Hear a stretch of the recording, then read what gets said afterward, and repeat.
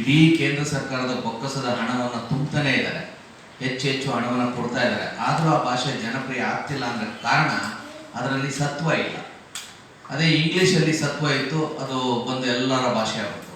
ಹಾಗೆ ಪ್ರಾಂತೀಯ ಭಾಷೆಗಳಲ್ಲಿ ಸತ್ವ ಇತ್ತು, ಹೀಗಾಗಿ ಎಲ್ಲ ಜನರ ಒಂದು ಮಾತೃಭಾಷೆಯಾಗಿ ಅದು ಉಳಿತು. ಹೀಗಾಗಿ ಕೇಂದ್ರ ಸರ್ಕಾರ ಇನ್ನು ಮುಂದೆ ಆ ರೀತಿಯ ಅನಗತ್ಯ ಖರ್ಚು ವೆಚ್ಚ ಮಾಡಬಹುದು.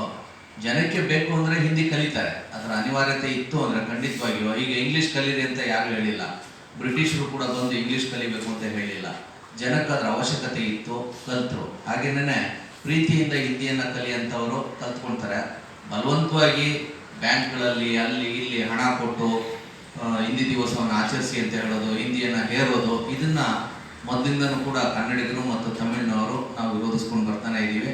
ನಮಗೆ ಹಿಂದೆ ಮಾರ್ಗದರ್ಶಕರಾಗಿ ತಂದೆ ಪೆರಿಯಾರ್ ಇದ್ದರು, ಹಾಗೇನೇ ಮಹಾಕವಿ ಕುವೆಂಪು ಅವರಿದ್ದರು. ಅವರ ಆಶಯಗಳು ಇಷ್ಟೇನೆ, ಸರ್ವ ಭಾಷೆಗೂ ಕೂಡ ಸ್ಥಾನಮಾನ ಒಂದೇ ಥರ ಇರಬೇಕು, ಒಂದು ಹೆಚ್ಚು ಒಂದು ಕಡಿಮೆ ಅಂತ ಹೋಗಬಾರ್ದು ಅಂತೇಳಿ ಇತ್ತು. ಅದನ್ನೇ ನಾವು ಕೂಡ ಒತ್ತಾಯ ಮಾಡ್ತಾ ಇದ್ದೀವಿ. ಮಹಾಕವಿ ಕುವೆಂಪು ಈ ನವೆಂಬರ್ 11ನೇ ತಾರೀಕು ಅವರು ನಮ್ಮನ್ನು ಆಗಲಿ, ನವೆಂಬರ್ 10, 11 ಅವರು ನಮ್ಮನ್ನು ಆಗಲಿ 30 ವರ್ಷಗಳಾಗುತ್ತೆ.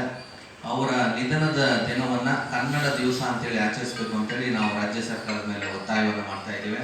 ಯಾಕೆಂದರೆ ಕನ್ನಡ ದಿವಸ ಅಂತ ಆಚರಣೆ ಮಾಡಿದಾಗ ಏನಾಗುತ್ತೆ, ಕನ್ನಡದ ಬಗ್ಗೆ, ಕನ್ನಡ ಸಾಹಿತ್ಯದ ಬಗ್ಗೆ, ಕನ್ನಡ ಭಾಷೆ ಬೆಳೆದು ಬಂದದ ಬಗ್ಗೆ ಬೆಳಕನ್ನು ಚೆಲ್ಬೋದು. ಕೆಲವರು ಹೇಳ್ತಾರೆ ಕರ್ನಾಟಕ ರಾಜ್ಯೋತ್ಸವ ಇರುವಾಗ ಏನಕ್ಕೆ ಅಂತ. ಕರ್ನಾಟಕ ರಾಜ್ಯೋತ್ಸವ ಬೇರೆ, ಒಂದು ರಾಜ್ಯ ಹೇಗೆ ಉದಯ ಆಯಿತು ಭೌಗೋಳಿಕವಾಗಿ ಅನ್ನೋದನ್ನು ಹೇಳ್ತೀವಿ, ಮತ್ತು ಅದು ಕರ್ನಾಟಕದ ಬೌಂಡ್ರಿ ಒಳಗಡೆ ಇರೋರು ಮಾತ್ರ ಮಾಡ್ತೀವಿ. ಆದರೆ ಕನ್ನಡ ದಿವಸ ಅಂತ ಮಾಡಿದ್ರೆ ಪ್ರಪಂಚದಲ್ಲಿ ಎಲ್ಲೆಲ್ಲಿ ಕನ್ನಡಿಗರಿದ್ದಾರೋ, ಈಗ ಬಹುತೇಕ ಎಲ್ಲ ಕಡೆನೂ ಕನ್ನಡಿಗರಿದ್ದಾರೆ. ಬಹುಶಃ ಒಂದು ಹೆಮ್ಮೆಯ ವಿಷಯ ಅಂದರೆ, ನಾಳೆ ಏನಾದರೂ ಚಂದ್ರಲೋಕಕ್ಕೆ ಇಸ್ರೋದವರು ಏನಾದರೂ ಕಳಿಸಿದ್ರೆ, ಅದೇನಾದರೂ ಬೆಂಗಳೂರಿನವನು ಕನ್ನಡಿಗನೇ ಆಗ್ಬಿಟ್ರೆ ಅಲ್ಲಿ ಪಾದಾರ್ಪಣೆ ಮಾಡಿದವರು ಕೂಡ ಕನ್ನಡಿಗನೇ ಆಗ್ತಾರೆ. ಹೀಗಾಗಿ ಕನ್ನಡಕ್ಕೆ ಮೇರೆ ಇಲ್ಲ, ಅದು ಎಲ್ಲಿ ಬೇಕಾದರೂ ಪಸರಿಸುತ್ತೆ. ಹೀಗಾಗಿ ಕನ್ನಡ ದಿವಸ ಅನ್ನುವಂಥದ್ದನ್ನು ದಿನವನ್ನು ಸರ್ಕಾರ ಘೋಷಣೆ ಮಾಡಿ ನವೆಂಬರ್ 10ನೇ ತಾರೀಕು ಪ್ರಪಂಚದ ಎಲ್ಲ ಕನ್ನಡಿಗರು ಹೆಮ್ಮೆಯಿಂದ ಆ ದಿನವನ್ನು ಆಚರಿಸಿ ಅಂತ ಹೇಳಬೇಕು. ಆ ನಿಟ್ಟಿನಲ್ಲಿ ಕರ್ನಾಟಕ ಕನ್ನಡ ತಮಿಳ್ ಫೆಡರೇಷನ್ ಮಣಿವಣ್ಣನವರ ಸಹಯೋಗದೊಂದಿಗೆ ನಮ್ಮ ನಾಯಕರಾದಂಥ ಸನ್ಮಾನ್ಯ ಶ್ರೀ ಸಾರಾ ಗೋವಿಂದ್ ಅವರ ನೇತೃತ್ವದಲ್ಲಿ ಮತ್ತು ಅವರ ಪೂರಕವಾಗಿರುವಂಥ ಸಿ ಕೆ ರಾಮೇಗೌಡರು ಇರ್ಬೋದು, ನಮ್ಮ ಹೂಗಾರರು ಇರ್ಬೋದು, ಆಮೇಲೆ ಇನ್ನೂ ಸಾಕಷ್ಟು ಜನ ಇದಕ್ಕೆ ಬೆಂಬಲವನ್ನು ಕೊಟ್ಟಿದ್ದಾರೆ. ಬಹುತೇಕ ಎಲ್ಲ ಕನ್ನಡ ಪರ ಹೋರಾಟಗಾರರು ಕೂಡ ಇದಕ್ಕೆ ಬೆಂಬಲವನ್ನು ಕೊಡ್ತಾ ಇದ್ದಾರೆ. ಈ ಒತ್ತಾಯವನ್ನು ನಾವು ರಾಜ್ಯ ಸರ್ಕಾರದಲ್ಲಿ ಮಾಡ್ತಾ ಇದ್ದೀವಿ ಅಂತ ಹೇಳ್ತಾ, ಮತ್ತು ಇದ್ರ ಜೊತೆ ಇನ್ನೊಂದು ವಿಷಯವನ್ನು ಸೇರಿಸಿದ್ದಾರೆ, ಪೌಷ್ಟಿಕಾಂಶದ ಬಗ್ಗೆ. ಅದು ಒಂದು ಸಾಂಕೇತಿಕವಾಗಿ ನಾವು ಕೂಡ ಒಂದೆರಡು ಮಾತನ್ನು ಹೇಳಬೇಕಾಗುತ್ತೆ. ಈ ಸಿನಿಮಾ ನಟರುಗಳು ಫ್ಲೆಕ್ಸ್ಗಳಿಗೆ ಹಾಲನ್ನ ಚೆಲ್ತಾರೆ, ಆ ರೀತಿ ಮಾಡಬಾರ್ದು. ರಾಜಕಾರಣಿಗಳು ಇತ್ತೀಚೆಗೆ ಅದು ಮಾಡ್ಕೊಂಡಿದ್ದಾರೆ. ಅದ್ರ ಬದಲು ಅವರ ಹುಟ್ಟಹಬ್ಬದ ದಿನ ಆ ಸಿನಿಮಾ ನಟರಿರ್ಬೋದು, ರಾಜಕಾರಣಿಗಳಿರ್ಬೋದು, ಹಾದಿ ಬೀದಿಯಲ್ಲಿ ಹೋಗೋರಿಗೆಲ್ಲ ನೀರು ಮಜ್ಜಿಗೆ ಪಾನಕ ಹಾಲನ್ನೇ ಕೊಡಿ, ಹಾಲು ಕುಡಿದು ಅವರ ಹಾರೈಸ್ಲಿ. ಅದನ್ನು ಫ್ಲೆಕ್ಸ್ಗಳಿಗೆ ಹಾಕೋದ್ರಿಂದ, ಅದರಿಂದ ಏನು ಕಟೌಟ್ಗಳಿಗೆ ಹಾಕೋದ್ರಿಂದ ಅದು ವ್ಯರ್ಥ ಆಗುತ್ತೆ. ಆ ಮಕ್ಳಿಗೆ ಅದು ಸಿಗಬೇಕು, ಅಥವಾ ಜನನೇ ಕುಡಿಲಿ, ಬೀದಿಲಿ ಹೋಗೋ ಜನ ಆ ಹೆಸರಿನಲ್ಲಿ ಕುಡಿಲಿ, ಆ ರಾಜಕಾರಣಿ ಹೆಸರಿನಲ್ಲಿ, ಆ ಸಿನಿಮಾದವನ ಹೆಸರಿನಲ್ಲಿ.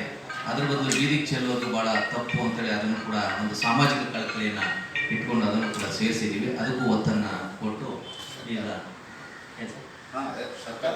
ಸರ್ಕಾರ ಒಂದು ಆಜ್ಞೆ ಮಾಡಲಿ. ಯಾಕೆಂದರೆ ಸರ್ಕಾರಕ್ಕೆ ಒಂದು ಹಕ್ಕಿದೆ. ಆಹಾರ ಇಲಾಖೆಯವರು ಆಹಾರ ಪೋಲ್ ಮಾಡೋದನ್ನು ತಡಿಬೋದು. ಹಿಂದೆ ಬಸವಲಿಂಗಪ್ಪನವರು ಮತ್ತು KH ರಂಗನಾಥ್ ಅವರು ಮಂತ್ರಿಗಳಾಗಿದ್ದಾಗ ಒಂದು ಆದೇಶವನ್ನು ಹೊರಡಿಸಿದ್ರು. ಮದುವೆಗಳಲ್ಲಿ ಯಾರಾದರೂ ಆಹಾರವನ್ನು ಪೋಲ್ ಮಾಡಿದ್ರೆ ಆ ಮದುವೆ ಯಾರು ಮಾಡ್ತಾರೆ ಅವ್ರ ಮೇಲೆ ನಾವು ದಂಡ ಹಾಕ್ತೀವಿ, ಕ್ರಮ ತಗೊಳ್ತೀವಿ ಅಂತ ಹೇಳಿದ್ರು. ಯಾಕೆಂದರೆ ಆಹಾರವನ್ನು ಪೋಲ್ ಮಾಡೋದಕ್ಕೆ ಯಾರಿಗೂ ಹಕ್ಕಿಲ್ಲ, ಉಪಯೋಗಿಸೋದಕ್ಕೆ ಹಕ್ಕಿದೆ, ಪೋಲ್ ಮಾಡೋದಕ್ಕೆ ಯಾರಿಗೂ ಹಕ್ಕಿಲ್ಲ. ಹಾಗೇನೇ ಈ ಅಭಿಮಾನಿಗಳು ಎಲ್ಲ ಕಡೆ ಹೋಗ್ಬಿಟ್ಟು ಹಾಲು ತೊಗೊಂಡೋಗಿ ಇದು ಮಾಡ್ತಾರೆ. ಯಾಕೆ ಹಾಲನ್ನು ಚೆಲ್ಲಬೇಕು?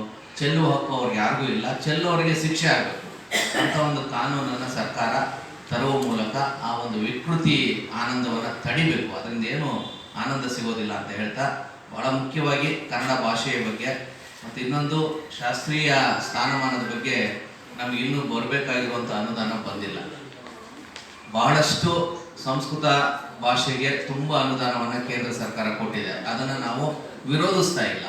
ಹಾಗೆಯೇ ತಮಿಳು ಭಾಷೆಗೂ ಒಂದಷ್ಟು ಕೊಟ್ಟಿದೆ. ಅದು ತಮಿಳು MP ಗಳು ನಿಜವಾಗಿಯೂ ಅವ್ರನ್ನ ಅಭಿನಂದಿಸಬೇಕು. ಅವರಲ್ಲಿ ಮಾತಾಡಿ ಸಂಬಂಧಪಟ್ಟಂಥ ಇಲಾಖೆಯಲ್ಲಿ ಅನುದಾನ ತಗೊಂಡಿದ್ದಾರೆ. ಆದರೆ ಕನ್ನಡ ನಾಡಿಗೆ ಇನ್ನೂ ಅನುದಾನವನ್ನು ಸರಿಯಾಗಿ ಕೊಟ್ಟಿಲ್ಲ. ಮೈಸೂರಿನಲ್ಲಿ ಅದೇನೋ ಟೇಕ್ ಆಫೇ ಆಗಿಲ್ಲ, ಸುಮಾರು ಒಂದು 15 ವರ್ಷದ ಮೇಲಾಯಿತು ಅದು ಬಂದು. ಅದನ್ನು ಕೂಡ ಕೈಗೆತ್ಕೋಬೇಕು. ಕನ್ನಡದ ದಿವಸದ ನೆಪದಲ್ಲಿ ನಾವು ಈ ಆಚರಣೆ ಮಾಡಿದಾಗ ನಾಡಿನ ಜನರಿಗೆ ಕರೆ ಕೊಡ್ಬೋದು. ಶಾಸ್ತ್ರೀಯ ಭಾಷೆಯ ಸ್ಥಾನಮಾನ ನಮ್ಮ ಕನ್ನಡಕ್ಕಿದೆ, ಅಲ್ಲೂ ಕೂಡ ಅಧ್ಯಯನ ಆಗಬೇಕು ಅಂತೇಳಿ ಕೊಡ್ಬೋದು ಅಂತ ಹೇಳ್ತಾ, ಕನ್ನಡ ದಿನ ಅಂತೇಳಿ ಸರ್ಕಾರ ಘೋಷಣೆ ಮಾಡುವ ಮೂಲಕ ಕನ್ನಡಕ್ಕೆ ಒಂದು ಗೌರವವನ್ನು ಕೊಡಬೇಕು ಅಂತೇಳಿ ಈ ಮೂಲಕ ನಾನು ಕೇಳ್ಕೊಳ್ತೇನೆ. ಈಗ ನಮ್ಮ ನಾಯಕರಾದಂಥ ಸಿ ಕೆ ರಾಮೇಗೌಡರು ಒಂದೆರಡು ಮಾತಾಡ್ತಾರೆ.